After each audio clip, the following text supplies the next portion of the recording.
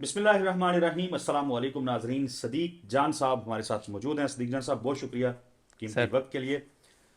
बात हो रही है कि नवाज शरीफ साहब जो हैं वो पुरस्रार खामोशी है उनकी।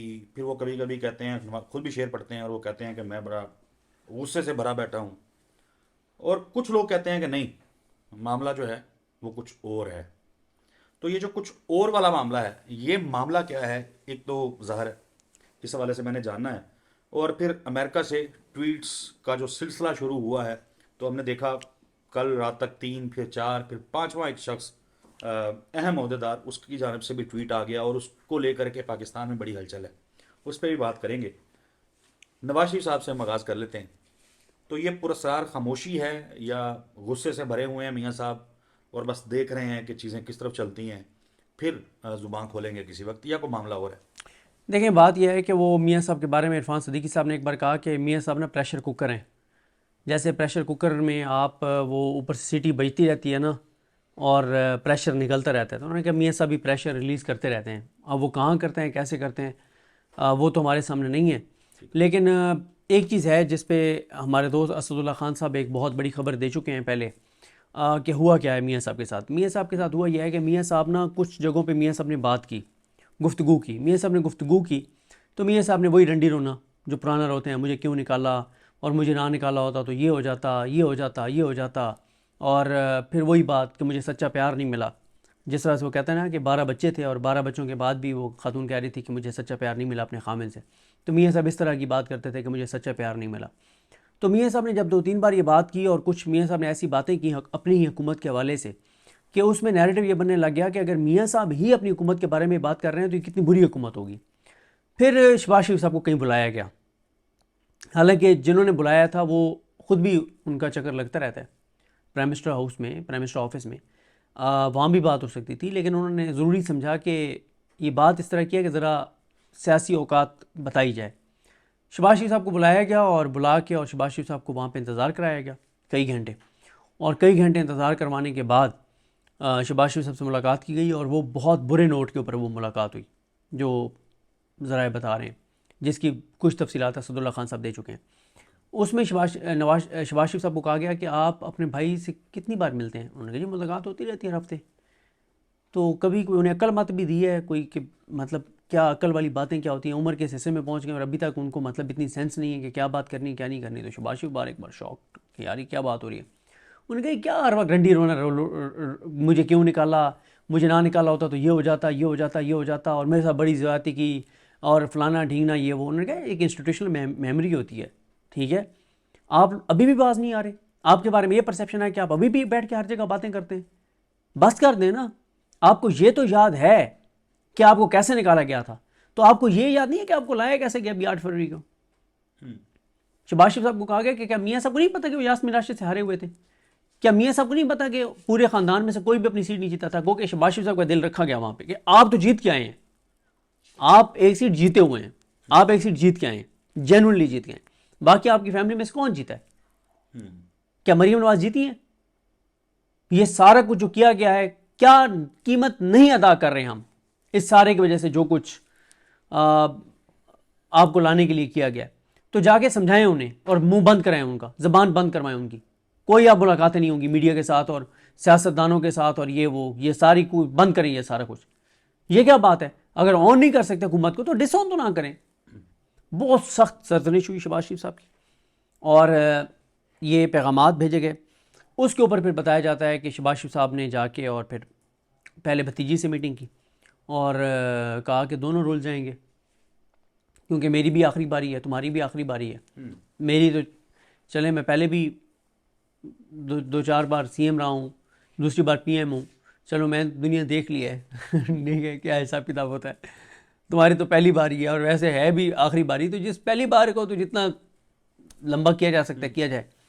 तो फिर ये है कि फैमिली ने मियाँ साहब के ऊपर पाबंदी एक तरह से लगाई हुई है कि मियाँ साहब मीडिया से नहीं मिलेंगे, हामी एंकर्स और साफ़ी से भी नहीं मिलेंगे, पॉलिटिशियन से भी नहीं मिलेंगे, और मियाँ साहब अगर मिलेंगे भी सही तो वो हुकूमत को ऑन करके हुकूमत के हक़ में बात करेंगे। वो कोई पुराना रंडी रोना भी नहीं रोएंगे और अभी हुकूमत को डिसऑन करने वाली भी कोई चीज़ नहीं करेंगे। तो ये बड़ा स्ट्रॉन्ग एक मैसेज दिया गया है मियाँ साहब को, और इसीलिए मियाँ साहब जो हैं वो अब बिल्कुल खामोश हैं। आप देखना कि मियाँ साहब का जो ट्विटर अकाउंट है, आप देखिए इतने बड़े बड़े पाकिस्तान में वाक़यात हुए, सानियात हुए, चीज़ें हुई, मामलात हैं, कितने एक मियाँ साहब ने उसके ऊपर किया, नहीं किया।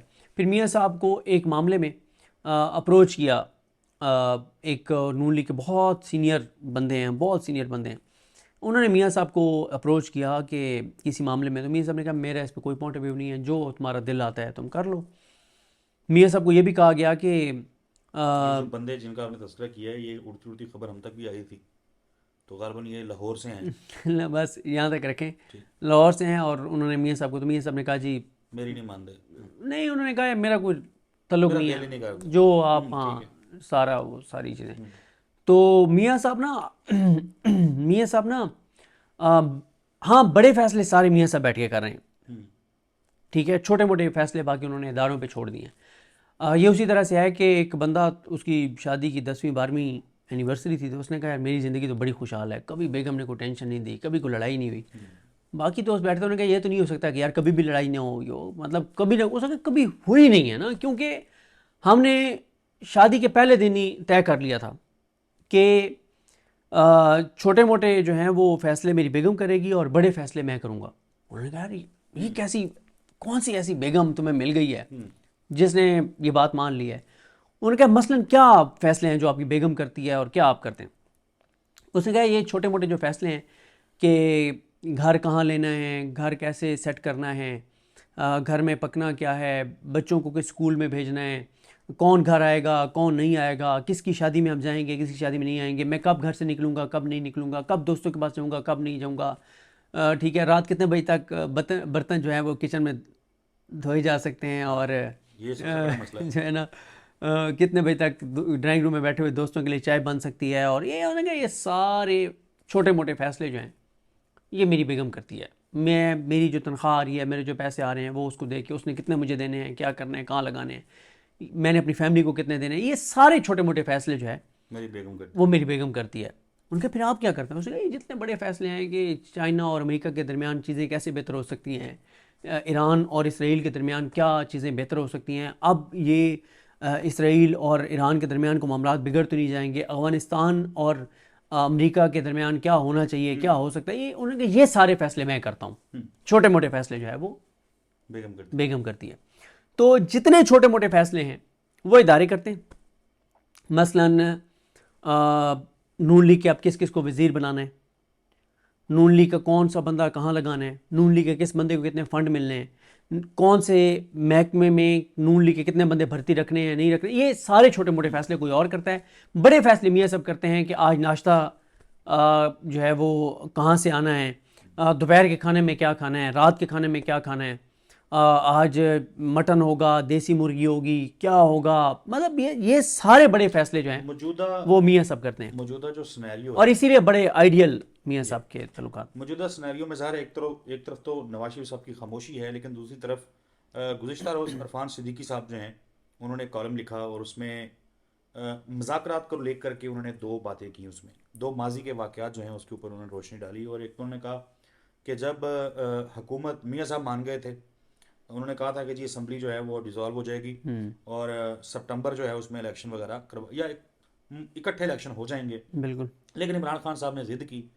फिर एक अहम अहदेदार ने फ़ोन किया शाह महमूद कुरैशी को एक प्रेस कॉन्फ्रेंस के दौरान और कहा गया कि आप 7 दिन का टाइम दे दें, 7 दिन में अगर नहीं होंगी तो आप अपनी कॉल दे दीजिएगा। लेकिन इमरान खान ने लॉन्ग मार्च की कॉल दे दी।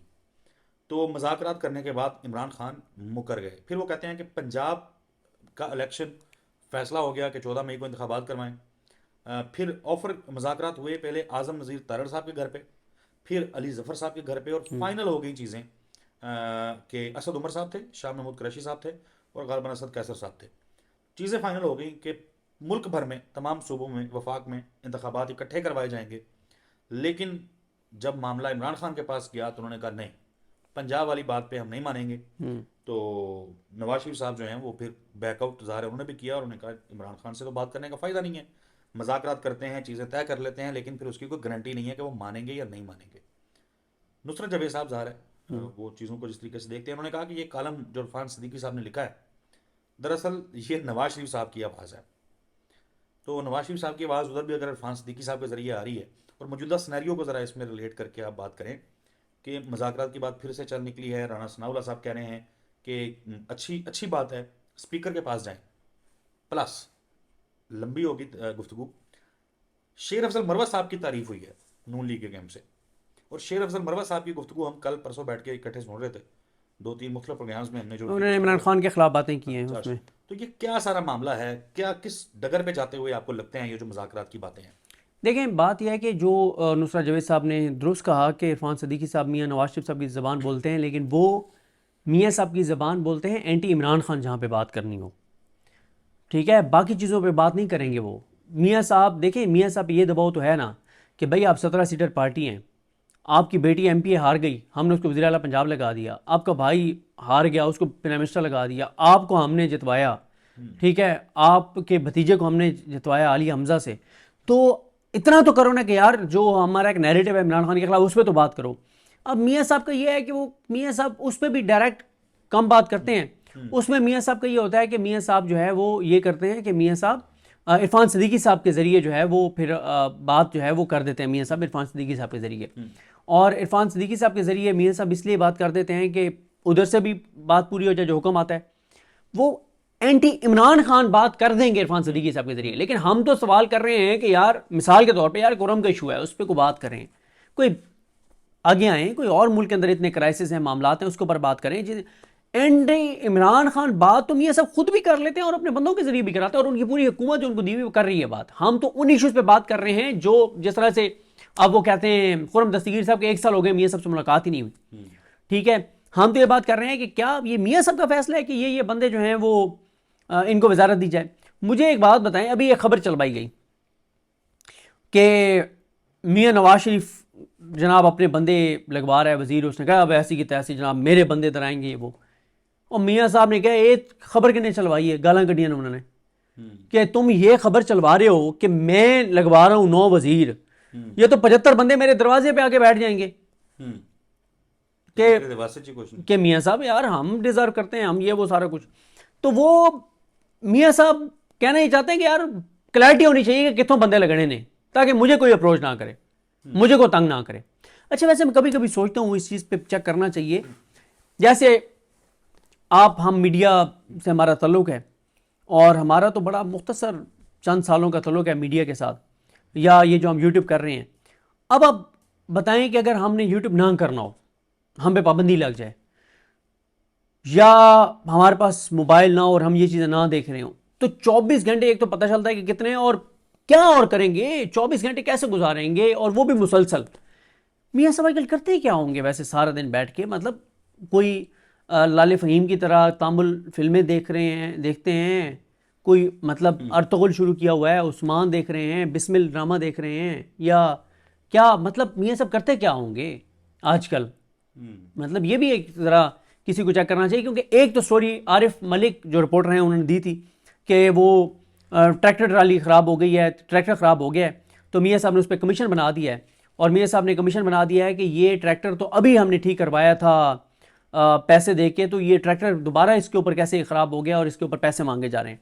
तो ये मतलब इसके अलावा मियाँ साहब आजकल कर क्या रहे हैं? या वो ईसा नकवी साहब एक खेलते हैं 3 पत्ती तलवार, पता नहीं क्या उसका नाम है, पता नहीं वो क्या वो एक है, ठीक है, कोई वो। तो मियाँ साहब जो हैं वो उनको उनकी अपनी जमात ने इक़्तिदार के मज़े लेने की खातिर कॉर्नर कर दिया होगा, 3 दफ़ा का वज़ीर आज़म। अच्छा, उसकी एक वजह, सॉरी मैं एक बात और मुझे याद आ गई है, ज़ाहिर है ये एज फैक्टर होता है, हम भी अपने घरों में बुज़ुर्गों को देखते हैं, और अगर ज़िंदगी लिखी हुई इतनी है तो हर एक उस उम्र में पहुंच के हमारे साथ भी हो जाएगा कि आप उम्र के एक हिस्से में पहुंचते हैं जहां आपकी याददाश्त उस तरह से काम नहीं कर रही, आप अल्फाज भूल रहे होते हैं, आप बातें भूल रहे होते हैं, आप बंदों की वो आपको पहचान। तो मियाँ साहब के बारे में ये भी बताया जा रहा है कि मियाँ साहब, वो भी एक मियाँ साहब के ऊपर है कि आप उनको एक तो चीज़ें भूल जाती हैं, कई बार बड़े इंपॉर्टेंट बंदे आके बैठे होते हैं अपनी पार्टी के बहुत सीनियर, तो मियाँ साहब को पता नहीं चलता, और काफ़ी देर बाद मियाँ साहब कहते हैं अच्छा ये अच्छा हाँ वो आए बैठा, मतलब ये भी एक है। तो शायद इसलिए भी थोड़ा सा वो है कि यार अब मियाँ साहब कहीं, अब इसलिए भी उनको मेरा ख्याल है कि मियाँ साहब को ना साइड लाइन करके रखा हुआ है, और मुझे लगता है कि इस वक्त सबसे ज़्यादा यानी एक तो इमरान खान के ऊपर सिक्योरिटी है ना बहुत ज़्यादा, कि कोई बंदा उसको कोई बात ना उससे कर ले, कोई बात उसको बता ना दे, जो ऊपर भी खड़े होते हैं। कोई मतलब कोई इमरान खान किसी को पैगाम ना दे दे कि यार फलां, मतलब एक इमरान खान की शख्सियत ये तो है ना कि जो उसके करीब रहता है तो उसके शहर में गिरफ्तार हो जाता है, और इसीलिए फिर बार बार बंदे भी चेंज करने पड़ते हैं। तो मेरा ख्याल है कि इस वक्त इमरान खान के बाद अगर किसी के ऊपर सबसे ज़्यादा सिक्योरिटी लगी हुई होगी ना तो वो मियाँ नवाज शरीफ हैं। और वो सिक्योरिटी भी उनकी अपनी बेटी ने, उनके भाई ने लगाई हुई होगी कि मियाँ साहब को ऐसी गल ना कर दें, कोई ऐसी बात ना कर दें जिससे हमारा इक़्तिदार ख़राब हो। मुझे एक बात और मेरे जहन में आ रही है, जब मियाँ साहब का चल रहा था ना, पनामा का ट्रायल चल रहा था, तो इनके खातून रहनुमा हैं बड़ी सीनियर, तो वो ना मियाँ साहब आते थे और आके और मियाँ साहब ना चुप करके बैठे होते थे जब पनामा ट्रायल के दौरान आते थे। तो फिर कुछ अर्से बाद मियाँ साहब ने शुरू किया कि वो एक पर्ची पे लेके लाते थे गैर रस्मी गुफ्तगू सहाफ़ियों से, और ब्रेक में वो पर्ची निकाल के वो गैर रस्मी गुफ्तगू देख के करते थे। तो एक दिन हम भी वहाँ हम जाते थे उसकी कवरेज के लिए, तो हम वहाँ पर मौजूद थे। तो अब मियाँ साहब चुप करके बैठे थे, तो उनकी खातून रहनुमा ना पीछे बैठी थी, कोई 5-6 लाइनें छोड़ के पीछे, कहती है ये देखो और चुप करके बैठा है, जब कुछ अर्सा पहले चुप कर जाता तो बोलना छड्ड देंदा तो हुण हुकूमत होंदी सी ना, होनी सी ना साडी। सॉरी पंजाबी मेरी इस तरह की है, वो पंजाबी में कह रही थी कि अगर ये कुछ अर्सा पहले चुप करके बैठा वैसे रहता। वैसे ऑन लाइटर नोट, ये बातें वैसे इमरान खान की कैबिनेट के लोग भी करते होंगे। हाँ वो ठीक है, वो बिल्कुल। तो वो कहती है कि अगर ये चुप करके बैठा रहता और वो चीज़ें ना कहता जिसकी वजह से इसकी हुकूमत गई है, वो कहती है जब चुप करने का वक्त था तो उस वक्त बोलता रहे, और अब जब बोलने का वक्त है तो चुप करके बैठा है। तो ये मियाँ साहब के हैं मसाइल। सदीक साहब बहुत शुक्रिया। नाजरीन, नवाज शरीफ क्यों खामोश हैं, मामला क्या है, तहिया तूफान किए बैठे हैं या कोई और बात है? असदुल्ला खान साहब की जो खबर है वो सदीक साहब ने शेयर की। अगली वीडियो तक के लिए हमें इजाज़त दीजिए। अल्लाह हाफिज़।